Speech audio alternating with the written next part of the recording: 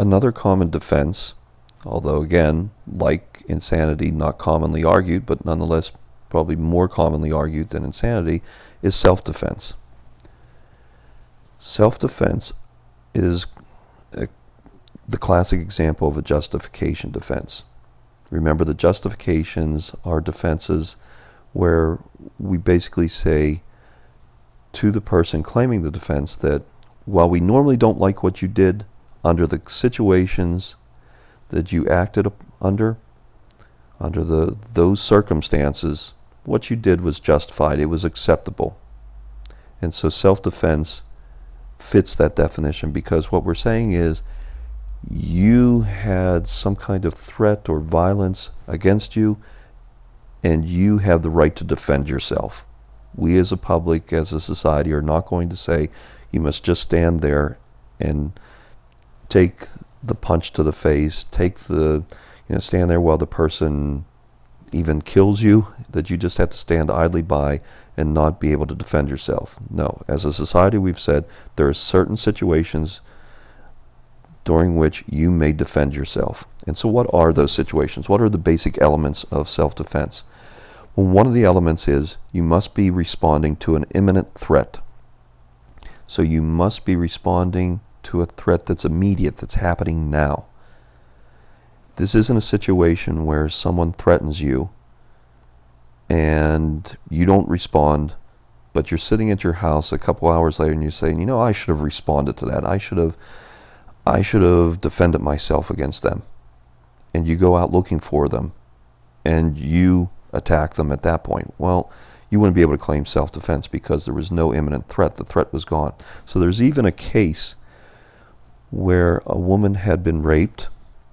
She was able to, after the crime was done, she was able to get in her car. She could have driven completely away from the scene, but instead she drove around the scene of the crime looking for the person who had raped her. And quite understandably, we would probably be tempted to do the same if we were in her situation. She found the defendant and ran him over with her car. She claimed self-defense, but her claim was rejected because the threat was gone when she got in her car. She could have driven off to the police. She could have driven anyplace else. That's the choice that society wanted her to make at that point. If she had been able to defend herself during the rape, that would have been a different story, because then she was under the threat. But once the rape was completed and she was able to get in her car and drive away, we as a society would expect her to drive away and let the legal system handle it. Again, we understand why she went back to run over her assailant, but we do not accept that as a defense. So it must be an imminent threat. It must be immediate. You had in your canvas materials dealing with the battered woman syndrome, where we have domestic violence victims who, when there doesn't appear to be any immediate or imminent threat, kill their abuser. And so they've tried to fit this under self-defense, but they haven't been successful, because even though they may perceive a constant threat anytime I could be abused, the courts do not typically recognize that and do not view that as an imminent threat and plausible grounds for a self-defense claim. So we must have that immediate threat. Our response to that threat must be proportionate. If someone takes a swing at us, we cannot respond by using lethal force unless we really believe that they were trying to kill us. Now, if they're trying to kill us, they're trying to beat us to death, that's a different story. But let's say you were watching the Super Bowl and your team didn't do as well. They collapsed in the second half. Something that may have just happened in this last Super Bowl, but your team is on the verge of collapsing. And a fan from the other team starts making fun of you, starts taunting you, and even pushes you a little bit. If you respond to that push, which is not deadly, with deadly force, you cannot claim self-defense. Your response to the threat must be proportionate to it. You can't go overboard. It can't be excessive. Next, you must have what the law calls clean hands, meaning you didn't provoke this attack. You didn't provoke the other person. So in my Super Bowl situation, if the person was taunting you and they were just making fun of your team and the collapse of your team, if you responded by taking a swing at them and then they took a punch at you and now you punch them back and we go back and forth, you can't claim self-defense. They could, because you took the first punch. But you can't claim it because you took the first punch. You provoked this situation. So you must have clean hands. You must be truly innocent. You did not start the fight. So if you are walking down the street and you see someone and you attack them and you think that you're bigger than them and that you can take them, but it turns out that maybe they're the ultimate fighting champion and the tables are turned on you and they're just starting to beat the crap out of you, you can then claim self-defense when you say, "Ooh, the situation turned wrong. I just, intended to push this person, maybe take one swing at them, whatever it was, and now they're really beating me. I can respond with self-defense." And the answer is no, you can't. You start the situation, so you must have clean hands. You generally have a duty to retreat. This is known as the castle doctrine also. And we'll talk about the castle part of it in a second. But the duty to retreat means that if you can reasonably escape without using force, then you must do that. The law wants you to be a coward. That may go against your whole upbringing. All through your life you were told to never back away from a threat. But that's what the law compels you to do. So if you can get away, if you're in your car and somebody comes up to you and they seem to be threatening you, and all you have to do is push on the accelerator, push on the gas, and you can get out of there with no problem. That's what you must do. You can't jump out of your car and start attacking that person who's threatening you. That would not be a valid claim of self-defense.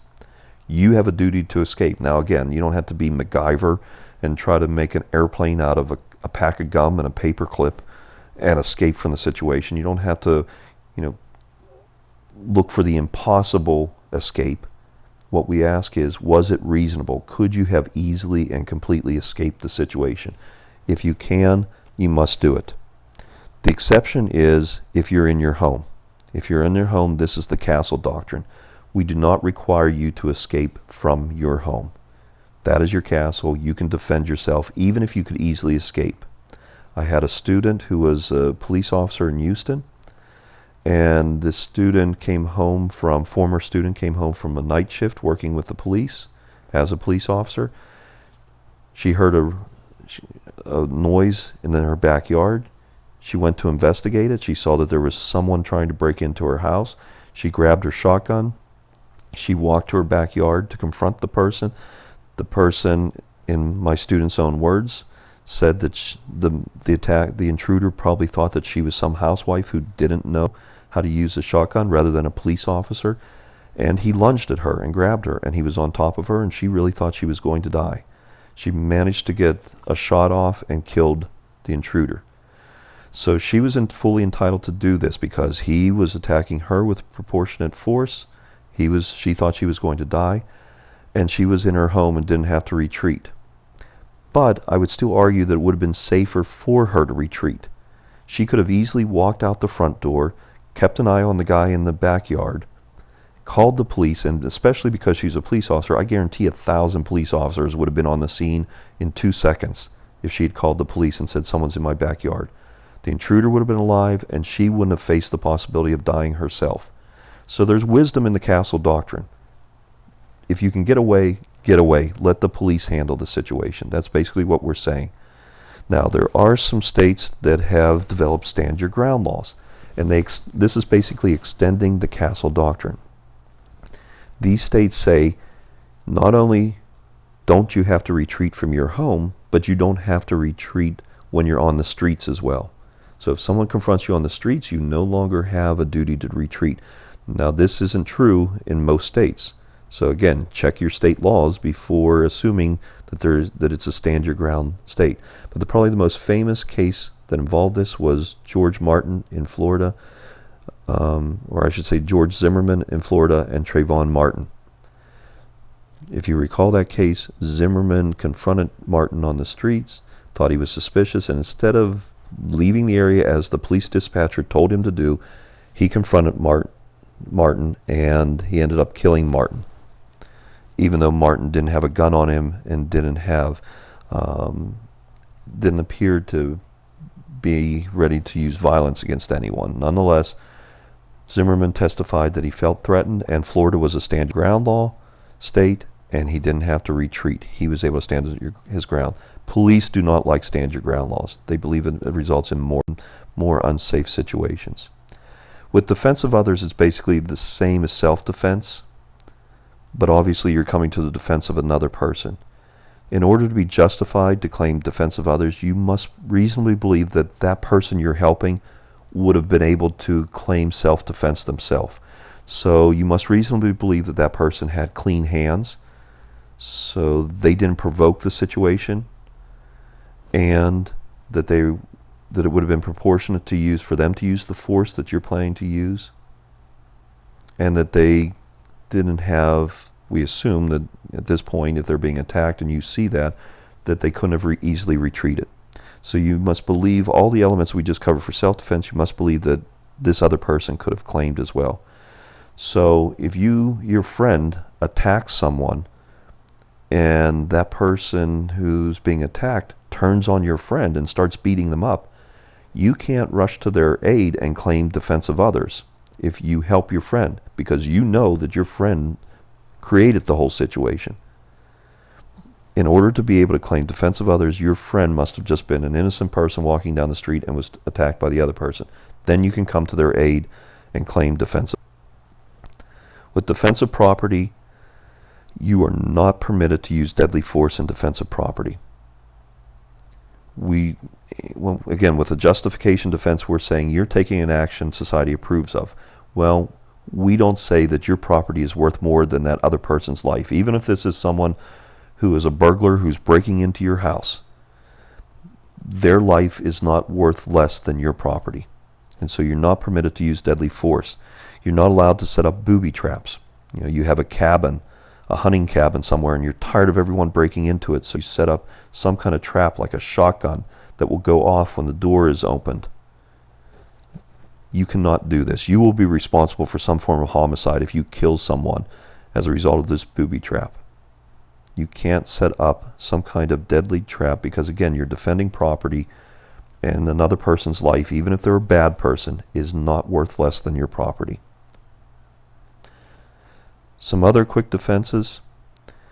Automatism refers to sleepwalking. You engage in the crime while you are asleep. So if you're in bed sleeping and you swing your arm while you're sleeping and you hit your significant other and you injure them, we're not going to hold you responsible for assault. Also, you saw the Canadian case where the person drove for miles to kill his in-laws, and the Canadian courts found him not guilty under the automatism defense, the sleepwalking defense. So we don't normally hold people responsible for crimes committed while they were sleepwalking, while they were acting without awareness of what they're doing. This could also apply to someone who's in shock, not just sleeping, but also maybe they're in shock and they don't know, their body just goes into automatic mode. Entrapment is when the government goes too far to create the criminal thought in the defendant's mind.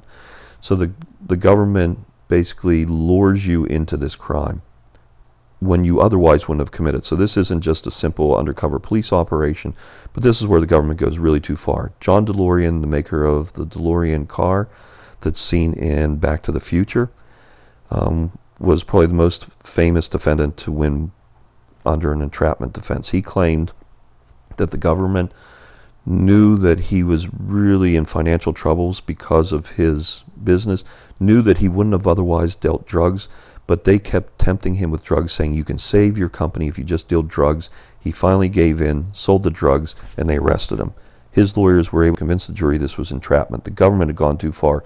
DeLorean wouldn't have otherwise have dealt drugs if the government hadn't really pushed him to do so.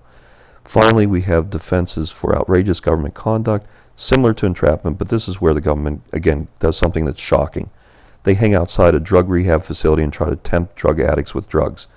These are very rare cases, but if the government does this, we may decide the government has gone too far and the person is not guilty.